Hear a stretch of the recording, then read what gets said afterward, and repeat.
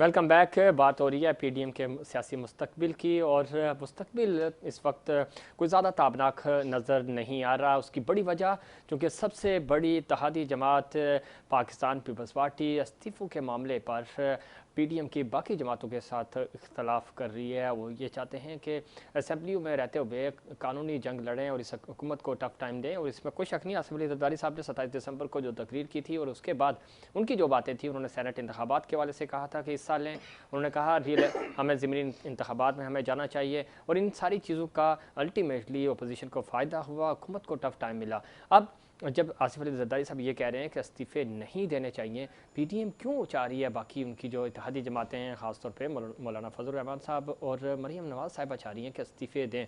शमीम मुमताज़ साहब, आपको क्या लगता है, क्या रीज़न है कि फोकस किया जा रहा है, उस पर फोर्स भी किया जा रहा है कि इस्तीफ़े देने चाहिए? आपको नहीं लगता अगर आपने इस्तीफ़े दे दिए तो इस हुकूमत के लिए बड़ा आसान हो जाएगा अगर वो 18वीं तरमीम के हवाले से भी तब्दीली लेके आएँ और बाकी चीज़ों के हवाले से भी, तो उनके पास तो मैदान खाली होगा। देखिए, पहले तो मैं अपने भाई शब्बीर की बात की नफी करूंगी कि ये लोग हमेशा कहते हैं कि पाकिस्तान में 70 साल से करप्शन थी। तो क्या कायदे आजम के ज़माने में भी करप्शन थी? क्या खान लियाकत अली खान के ज़माने में भी करप्शन थी? फिर आप ये देखें कि जमहूरी दौर कितना मिला है पाकिस्तान को, उससे पहले कौन लोग थे जो पाकिस्तान पे हुकूमत करते रहे?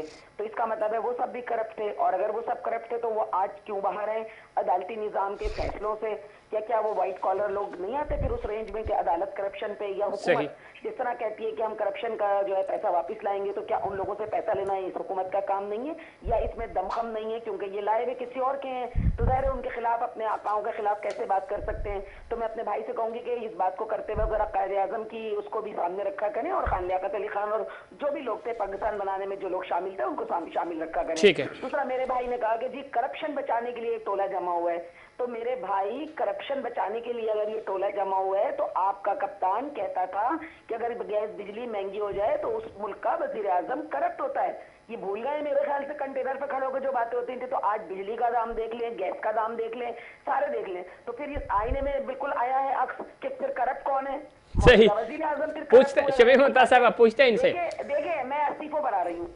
अगर बात इस्तीफों की है और नून लीग या मौलाना साहब ये दावा कर रहे हैं या ये कह रहे हैं, तो फिर ये ज़िमनी इलेक्शन जो हो रहे हैं, फिर नून लीग उसमें हिस्सा क्यों ले रही है अगर उसने इस्तीफे ही देने हैं? तो देखें, हर एक को अपनी पॉलिसी को बहुत वाज़ेह रखना चाहिए। इस तरह की बातें इस वक्त आकर मैं समझती हूँ कि दुनिया को दिखाने के लिए, मजाक बनाने के लिए एक बेहतरीन तरीका होगा अगर पीडीएम के बड़े इस बात को नहीं सोचेंगे। तो मैं तो बहुत नाचीज सी एक सियासी कारकुन हूँ, अपने पार्टी की फॉलोअर हूँ, अपने चेयरमैन की बात को सर आंखों पर रखती हूँ। तो मैं ये समझती हूँ कि इस वक्त ये बात करना मेरे ख्याल से मुनासिब नहीं है। हम जिस बात पे चल रहे थे उसी तरह चलें कि हमने लॉन्ग मार्च करना है, हमारे इस्तीफे आखिरी हमारा ऑप्शन होंगे, और हम वो इस्तीफे बिल्कुल अपनी पार्टी को दे चुके हैं। तो हमें कोई इसमें शक व शुबा नहीं होना चाहिए कि जो चेयरमैन साहब ने कहा है वो हमें मानना है।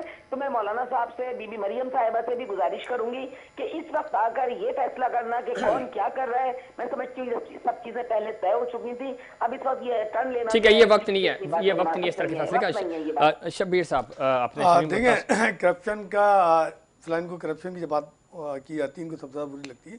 पाकिस्तान के जितने भी कर्जे इनके दौर में लिए गए हैं, और जो पाकिस्तान का मैशत का आप भी तो इनका हिस्सा थे ना, हुआ है, वो इन्हीं के दौर में हुआ ना। अच्छा, अब शुरू से लेकर उठा ले 88 से लेकर आज तक जो भी, बल्कि उसको दे, ये जो 10 साल हमारा तो शबीर भाई, इससे पहले आप इसी पाकिस्तान में बैठे हिस्सा थे ना। फिर 2008 के बाद जो उन्होंने इस मुल्क का सत्यानाश शुरू किया है, अच्छा, वो सबके सामने आज इन्होंने जितने भी प्रोजेक्ट पाकिस्तान में शुरू किए, टोटल कर्जे लेके शुरू किए। अच्छा, वो कर्जों का बोझ आज तक हम उतारे ना। आपने तो इनसे ज्यादा कर्जे उठाए हैं, आपने तो 3 साल में इतने उठा लिए जितने इन्होंने 30 साल में नहीं उठाए।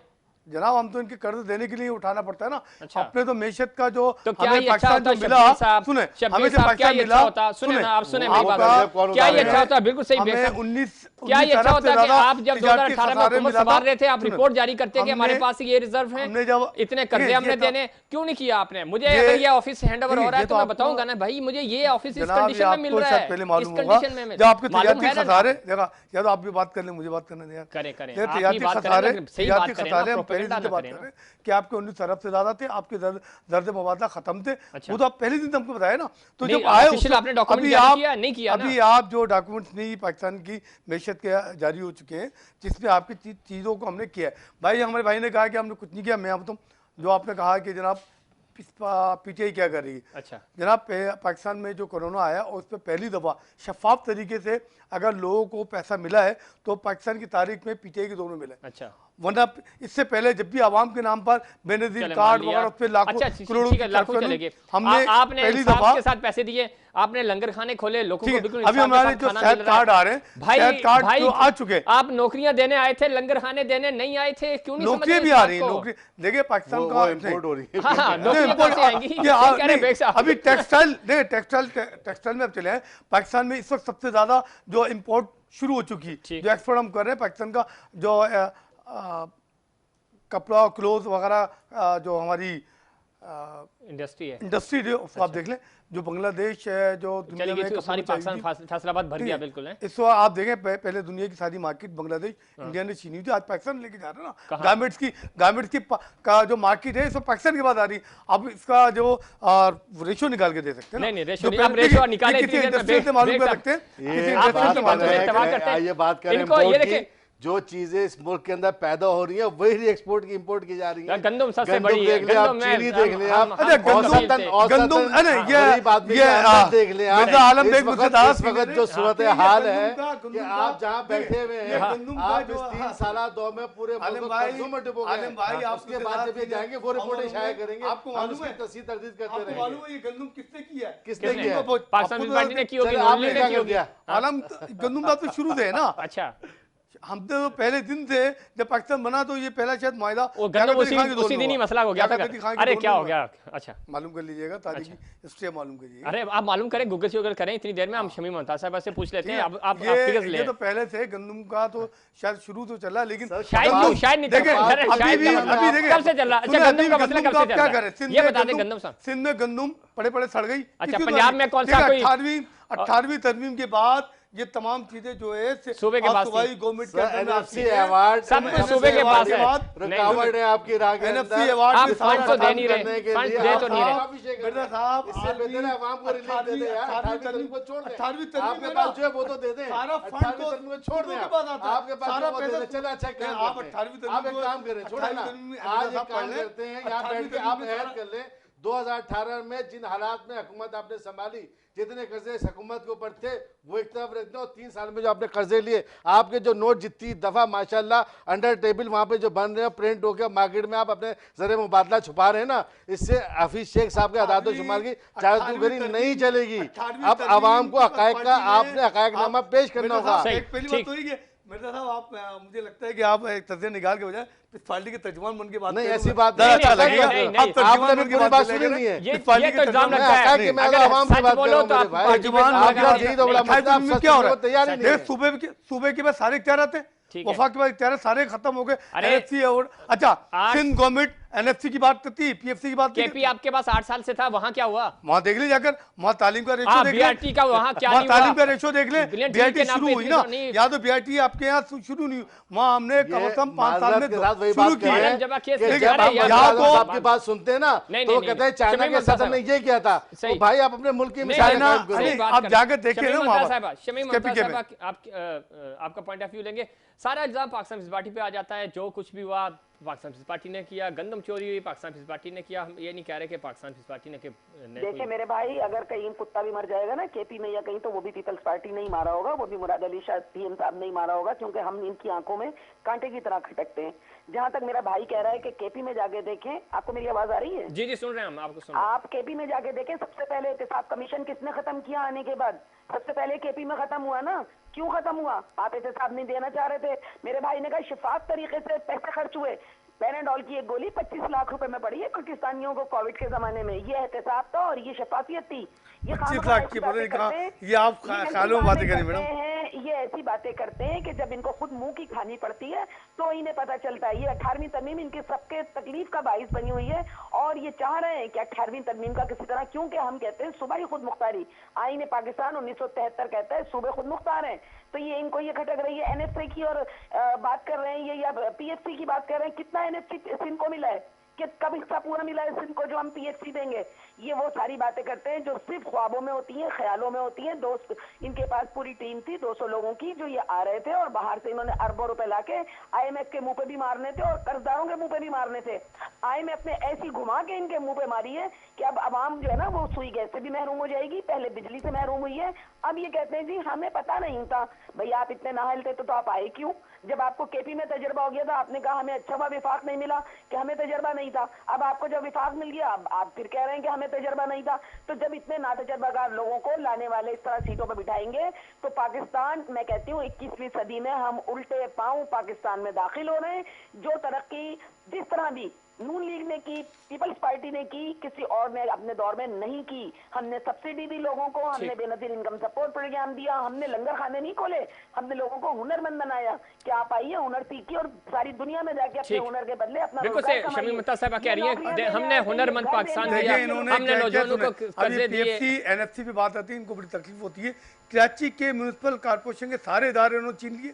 कराची की सारे जो प्रिंसिपल टैक्स होते हैं सब इन्होंने छीन लिए। केपी तो नहीं छीना ना। तो जब कराची की बात कर रहे हैं ना, हम कराची में रहते हैं, कराची की बात करता हूँ कि पीएफसी पे जब इन लोगों को आप पीएफसी क्यों दें, अभी भी इनके एनएफसी पर बात कर रहे होते, पीएफसी बात नहीं होती। जो म्युनिसिपल कॉर्पोरेशन के हकूक है उन्होंने आज तक कितने दिए कराची के?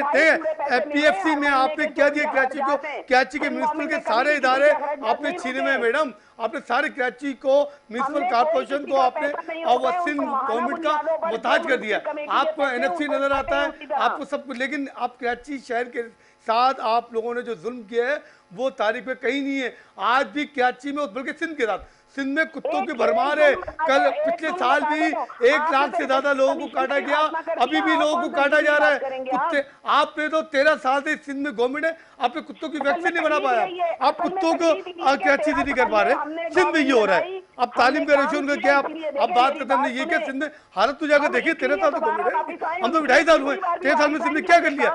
लाड़काना में आज भी गली गली कूचों को जो गंदा पानी घूम रहा होता है, गंदा पानी, सीवरेज का निजाम खराब है वहाँ पर। किसकी वजह से?